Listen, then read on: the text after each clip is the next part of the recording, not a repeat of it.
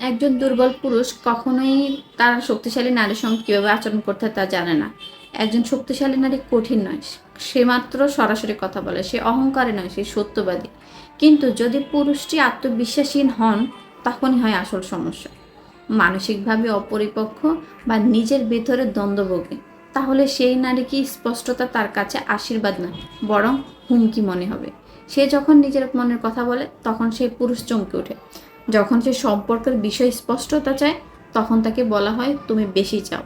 সে যখন সীমারেখা তৈরি করে, তখন বলা হয় যে সে বড্ড নিয়ন্ত্রণ করতে চায়। সে যখন সম্পর্ককে উন্নত করতে চ্যালেঞ্জ করে, তখন বলা হয় বদলে দিতে চাইছি। অথচ আসল কথা হচ্ছে, একজন দুর্বল পুরুষ জানে এই নারী তাকে ঠিকই চিনে ফেলেছে। তার মোহমায়া আচরণ এখানে আর চলে না। খালি কথা বলে তাকে স্পষ্ট করা যায় না, আর সামান্য মনোযোগ দিয়ে তাকে চুপ করানো যায় না। তাহলে তখন সে কি করে? সে দোষ চাপে নারীর উপর। নারীর আচরণ, তার স্বাধীনতা, তার প্রত্যাশা সব কিছুতে সমস্যা খুঁজে বের করে। কারণ এই স্বীকারোক্তি দেওয়া হয় যে সে আসলে নারীর জন্য প্রস্তুত ছিল না। তা তার ইগোর জন্য কঠিন। তার সাহস ছিল না এই নারীর আত্মসম্মান ধরে রাখতে।